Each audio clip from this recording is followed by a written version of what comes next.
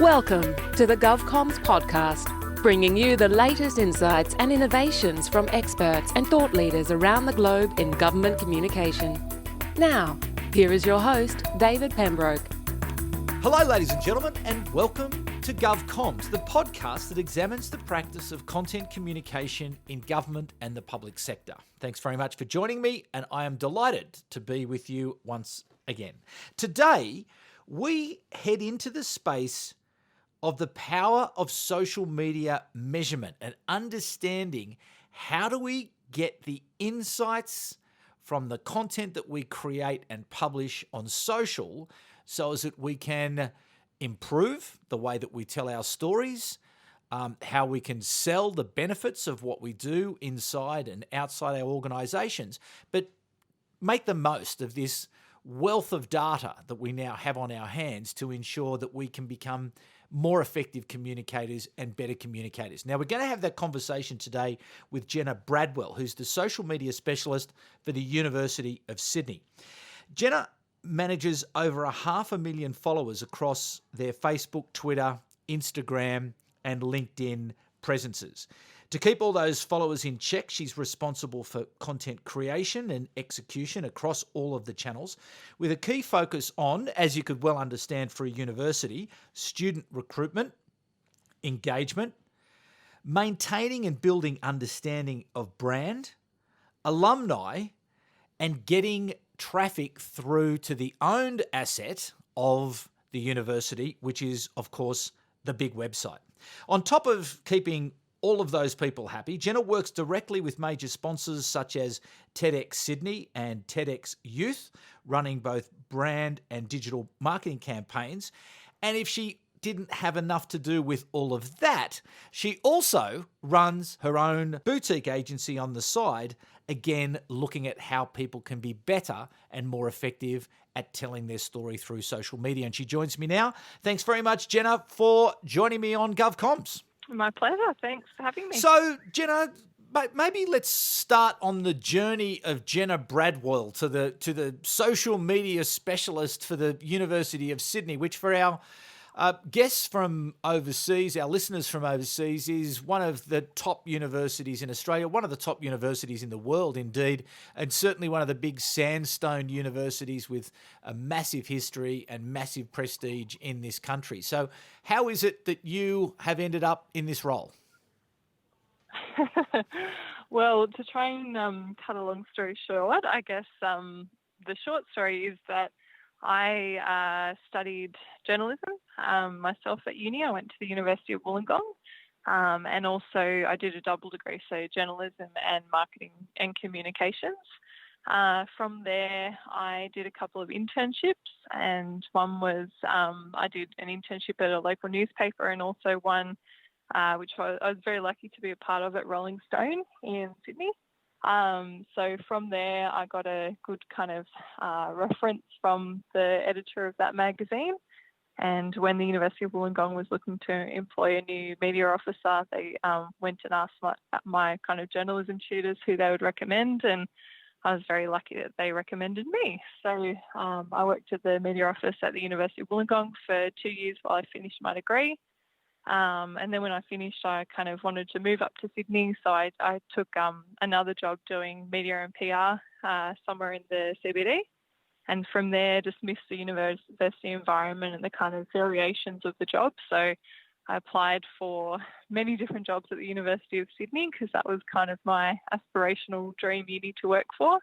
And after about 4 goes, they finally gave me one, which was in the university's student recruitment and marketing team, where I produced different kind of brochures and prospectuses, and spent 4 years in that team. And during that time, I was kind of slowly given more social media tasks to do and social media platforms to work on. And of course, during that time, social media kind of really took off as a serious marketing tool that companies were on. So I slowly began more and more to get an interest into social media. And then 2 years ago, the university established the official role of social media specialist, and I took on that role. So since then, I've been on Facebook, Instagram, Twitter, LinkedIn, Snapchat, all day, every day, and I haven't looked back. And how many of there are you? Like, do you have a team of people working with you, or is it you're driving the traffic, I imagine, but obviously relying heavily on others to help you to come up with the story ideas and the content and the images and the other assets that you need to keep those presences vital? Yeah, absolutely. So we don't have a official social media team yet, though it definitely is a kind of area of university marketing teams that is kind of growing really rapidly. So it's just me who gets to do social media all day, every day. But in saying that, I have a really big variety of resources to source from. So all of our faculties have media and marketing teams as well. So we're in a really interesting position because we have the problem of having too much content to share on the university's social media channels rather than not enough. So we meet every Monday and we have a kind of like a magazine pitch meeting basically where all the faculties come with stories and they pitch them to me at that meeting, and I kind of go through and work out which align with our social media audiences and which ones we want to share on social that week. So I have a lot of people feeding me a lot of information and different stories, and it's my job to kind of filter through and work out what's going to suit each of our very different, unique audiences the best. So take me through that process that you follow in terms of determining those audiences or building your understanding of those audiences, and then sort of priorities that you, or the weighting that you then assign across those various audiences, given that context is obviously crucially important in social media. You know, what's happening in the world is obviously critically important to the currency of content that comes up, and universities, it's a massively hyper competitive space to try to get your brand out there. But just take me through that process, that planning process, and if you could give me any sort of insight that you might have as to how do you link what you do to the business objectives of the university? Yeah, that's a really good question. At the end of the day, that's kind of what it all comes down to, isn't it? The best advice I can give anyone working in social media, no matter what industry they're in, is to look under the hood of their social media platforms. Go into the Insights tab in Facebook, go into Twitter Analytics, have a look at your Instagram Insights that you can see. You can see all of these for free within the apps on your phone or on your computer. So have a look at who your audience is on each of those channels. So for Sydney Uni, we have something like 80% of all of our Facebook audience are under 30 years old. So they're millennials. They're prospective students, they're current students. Most of them are in Australia, but a growing number of them are from other parts of the world too. So they're we tend to post things happening on campus, things that direct them, directly, I guess, rankings, fun pieces, video content, things that are kind of shareable to their friendship circles.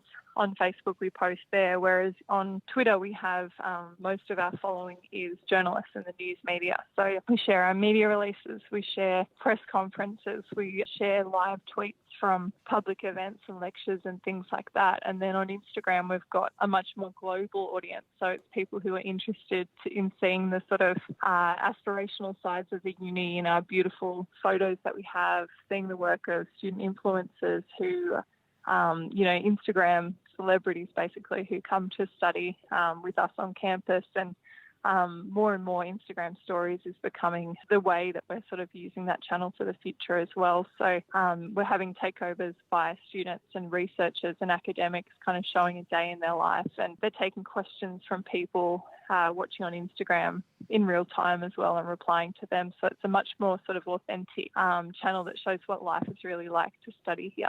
So it's really important to have a look at the back-end analytics of your channels and know your audience. And what works for us on Facebook isn't necessarily what would work for somebody else. So you need to know your own audience and come up with a plan about what works for them. And the best way to learn is to experiment. So try a different thing, try, posting about certain content, try posting at certain times of day. And if it doesn't work, think of something else and try again.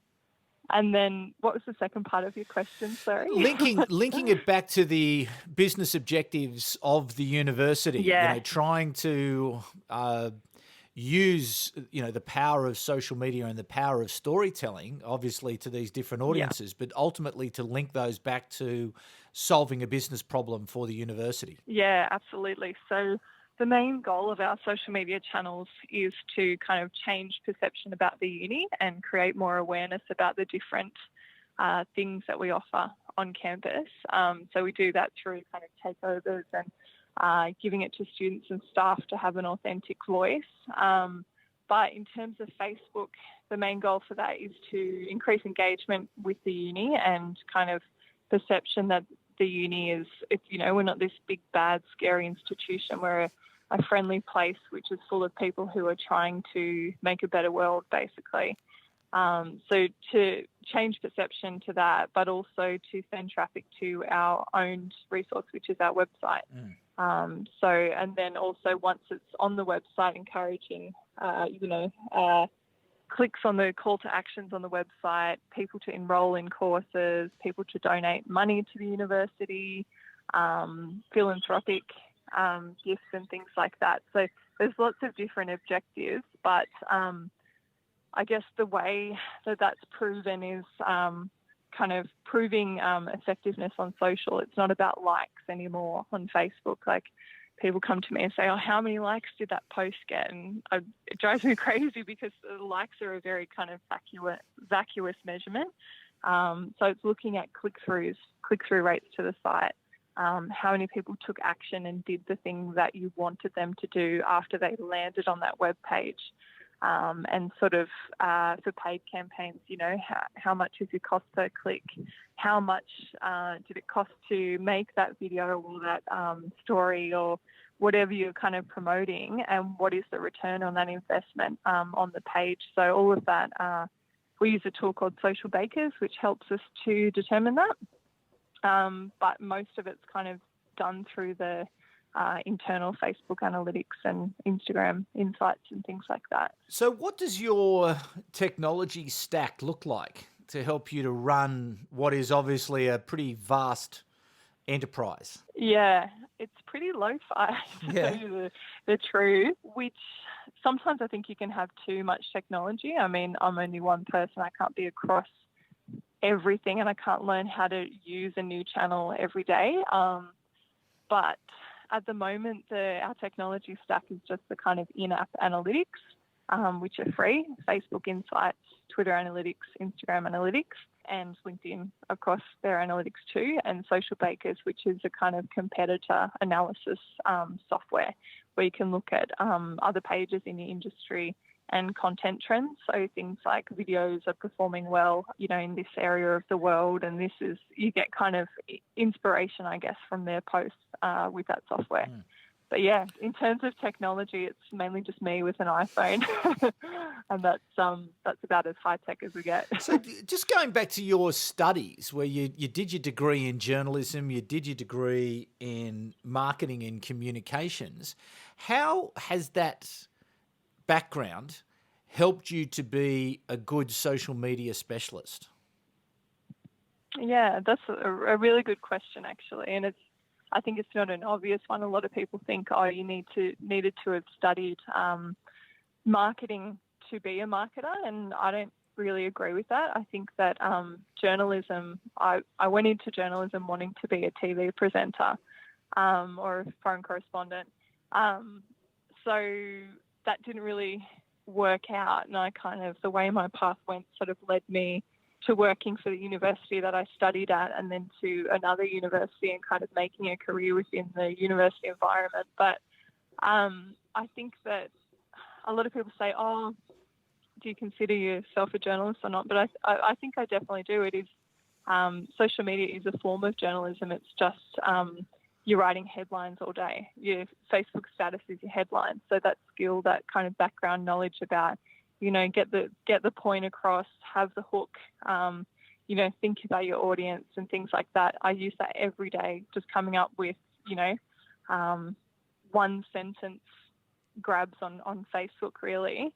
And definitely my kind of background in reporting and interviewing people come in handy because we're creating a lot of video content. It's all about bringing the stories to life through videos and podcasts and interviews. they're just showcased on a Facebook page rather than in a newspaper or on a TV show. And I think with social media, everybody has the ability to make their own form of a TV show these days as well. You're an iPhone reporter. You can report it with Instagram stories, and you can cover important stories in a kind of on a platform that's open to the whole world, really. So I think that's really, really exciting, and it's something that that kind of knowledge of how to write a good story and how to tell a good story. The kind of formal learning of that in my journalism course, I use those skills every day. And has it helped you to develop the strategy, the channel strategies that you obviously have there? And it's clear, obviously, that Facebook is different to Instagram, different to Twitter, different to LinkedIn, different to Snapchat. So that all of them have a different purpose for you. Absolutely. And I think that I like to view our social media channels as different magazines. So, in my head, Facebook is kind of like, it's like Vice. So it's kind of things that appeal to young people. It's exciting stories. It's video content. It's shareable, taggable, that sort of stuff. Whereas LinkedIn is more kind of like the AFR or something like that. It's more serious. It's about business. It's about creating corporate connections and things like that. So, and Twitter is kind of the newswire for us. And Instagram would be Vogue or, Harper's Bazaar or something kind of really beautiful and image and aesthetic space. So I like to think of them as those different magazines. And then when we go and have our pitch meetings or I get emails come through, I kind of try to act like the editor in a way and work out what's going to be the front page, what's going to go on our Monday 9 a.m. post, because that gets the most engagement on Facebook for us, and kind of funnel through and curate content that way. So I think there's a lot of parallels between journalism and social media management for sure. How do you prioritise between those different channels or different magazines, as you like to call, refer to them as? And again, how do you determine who's on the front cover, and who's in the, the lift out section, or, however it is that you may go about it? Who's in the classifiers. Yeah. That's the hard thing, because we have, 7 faculties, but all of the stories they're kind of pushing is the front cover for them, but it's not necessarily the front cover for the whole of the university. So we have different content pillars here. So we have Hero, which is front cover type stuff basically, and there's different things you need to be considered a hero story. So you need to be appealing to university-wide. It needs to involve more than one area of the university, and it needs to be kind of interesting and palatable to a very general lay audience. So those stories go on Facebook. We can kind of put everything on Twitter because it moves so fast. And also things that kind of align to our university strategic plan as well. I think they get top priority. So things related to research and, making a better world and leadership for good. That's our university's tagline. So anything that demonstrates, leadership for good through research or people doing good things, that's definitely going to get pushed right up to the front of the line when it comes to social. So in terms of that competition that goes on, because I think a lot of people listening would be sitting there shaking their heads saying, yeah, that's exactly my life. Everyone's turning up saying this is the most important thing and this needs to go into the prime spot, on Monday morning. What are some of the strategies that you use to try to educate them about perhaps that's not quite where it's going to end up, and how do you manage the demand? Yeah, that's the hardest thing of my job. My inbox is just kind of constantly churning over with all these emails, and it stresses me out. And I guess nobody likes to be the bad cop as well. So that's something I struggle with as well, saying no to people. So I instead try not to say no, but you can improve this story and make it more suitable for Facebook, for example, by doing this. Like, have you thought about adding video content, or have you thought about turning it into a listicle or making it a different form of reporting, because that's what our audience kind of relates to and reacts to. So the best way I push back is with data. So I do a bit of an audit every week about what were our pits and the peaks for the week. So what stories went well, what kind of topics do they cover, what assets do they have with that story, and trying to work out trends. So there's always certain things that go really well, anything about our kind of campus community, good news, anything that features, video content goes really well. And there's also some things that never do that well either. So the drier sort of, opening of a paper bag type events, they always really suck on Facebook. So I guess working out those trends and pushing back with data is how I either say yes or no, or go back and fix it and then come back to me. And in terms of that... but also... Yeah, go on. Sorry, I just remembered another way to kind of remedy that problem before it happens is we have a group at the university which I run, which is called Social Squad. So in Social Squad, everyone who's a channel owner for social media, so from our faculties to our research centres, they come along once a month and I kind of talk to them about best practice in social media, new trends that are happening on different channels, and how to develop content to suit the different channels as well. So I think we've only done about 5 or 6 sessions so far. We've only started this year, but already I can see a big difference in people thinking about the audience before they make the content rather than the other way around.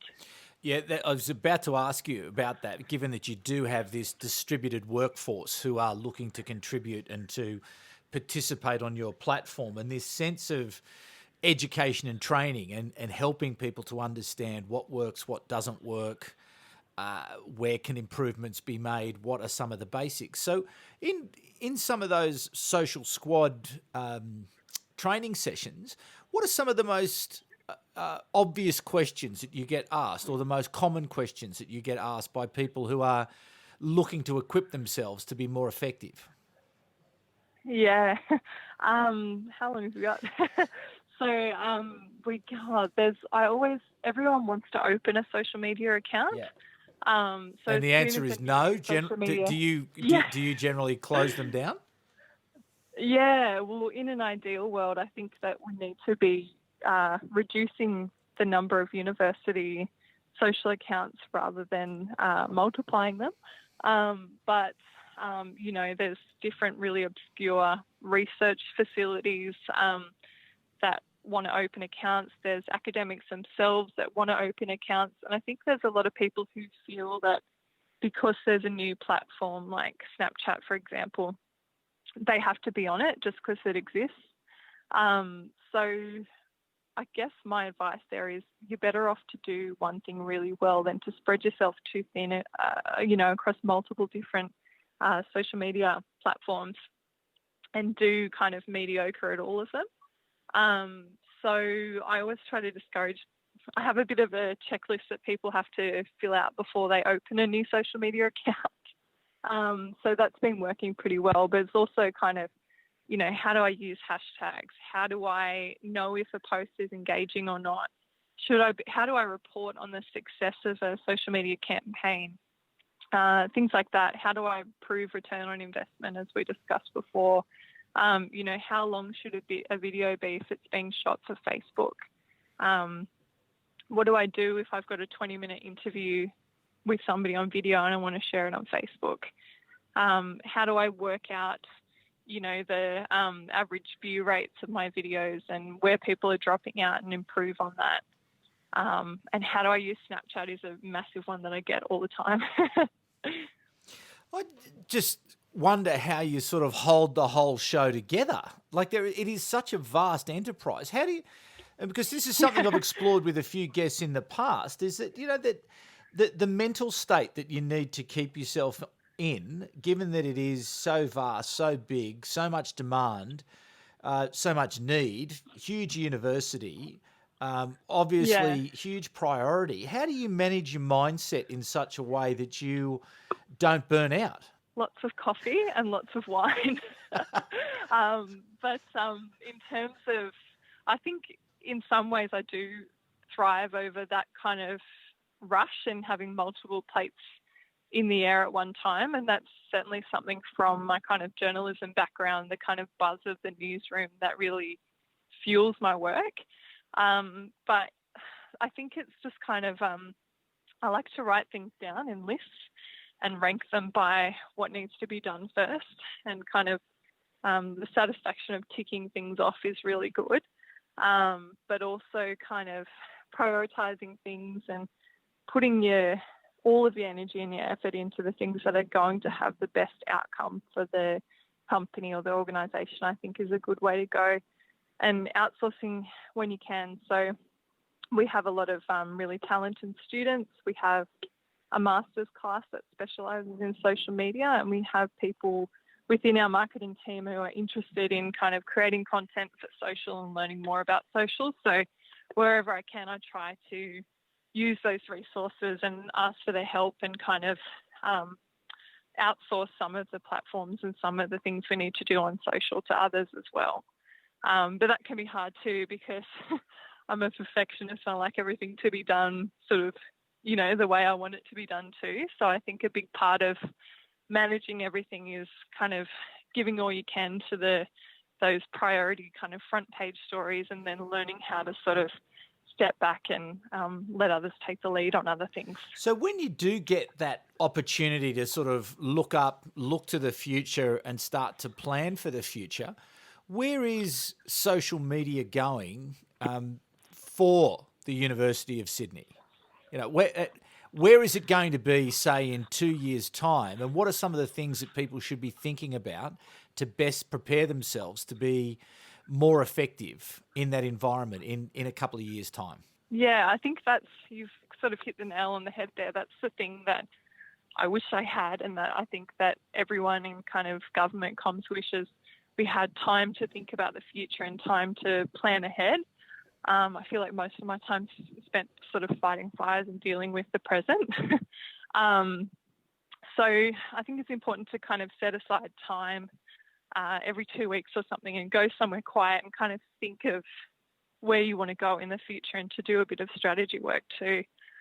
But in terms of where I think social media is going for universities and government comms, I think that virtual reality is going to be a really big thing in the future. It sort of already is, really. We see a lot of brands and museums and things like that doing tours and activations in VR. So I think that using virtual reality to sell the campus experience and demonstrate what it's like to work at a university, and then sharing that on social media is definitely the way things are going in the future.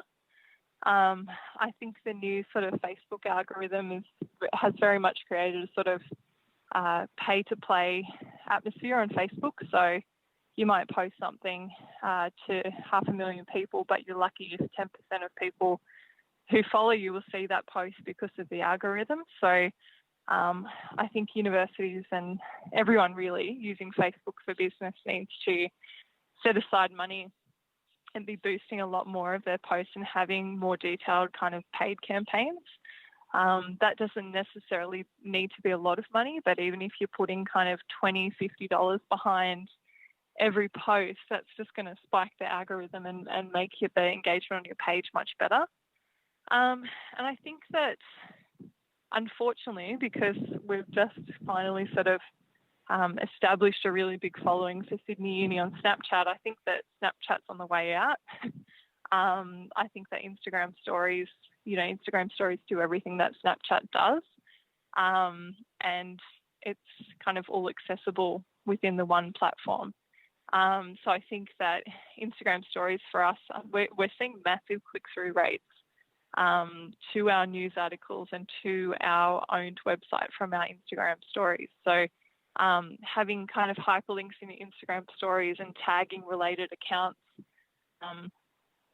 having like polls on Instagram and the Ask Me Anything feature, I think that's definitely the way kind of live content is going to go. And I think definitely video, it already is kind of where social media is at the moment, video posts and vlogs and things like that. I think that's just going to get bigger and bigger, and more people are going to be shooting videos on their iPhone and uploading things in real time rather than having really edited, polished content. All right, Jenna. Well, thank you so much for giving up some of your day. I feel bad for taking half an hour of your day, because now you're going to be half an hour behind with that to-do list of yours, which you'd need a pole vault to get over, given the scale of the task that you've got. But thank you so much for spending some time with us today and just sharing your wisdom and insights with our audience. And I know there's a lot of stuff that people can take away there today. And again, that's the purpose of this podcast, is to really learn from others and listen to what Jenna says today about what she's doing in her world. And I'm sure you'd be the first to say, Jenna, that, this is what you're doing. But, I think one of the messages that came through particularly earlier is this notion of test and learn and experiment, and all audiences are different, and going into those insights and really trying to dig into it to find the types of content, the times of day, the topics, those real insights that can help you to build out a plan, and then to be methodical about it and try to execute your plan as best as you can. And then to try to build up this team around you where you get more people participating, collaborating, building up the skills in others, so as that you can come at this massive opportunity, but it's not just one person, it's a team of people delivering. Yeah, that's right. I think, take some time to sort of look at not just what your competitors are doing, but what other kind of, we're not just competing against other unis, we're competing against youth media outlets basically on Facebook. So have a look at what they're doing, be inspired by what they're doing, and have a think about how you can take those ideas and mould them to fit your kind of environment and your budget on social media. Fantastic advice. And thank you to Jenna for giving us her time today. Really valuable time, and I'm sure, audience, you will agree that there's just so much to learn there. And I think I'm just going to go over now and have a bit of a hunt around on the University of Sydney and have a bit of a look and see some of the work that Jenna's putting in. And so thank you, audience, for coming back once again. Great insights there today. Conversation, loved it. So thanks to Jenna, and thanks to you, audience, for coming back once again. And I'll be back at the same time next week with a guest from the world of government and public sector communications. If you do like the show, please share it, subscribe to it, and obviously here at Content Group you can find out more about us on Facebook, on Twitter and LinkedIn. So thank you very much for your time again. I'll be back at the same time next week, but for the moment, it's bye for now. You've been listening to the GovComms podcast. If you enjoyed this episode, be sure to rate and subscribe to stay up to date with our latest episodes.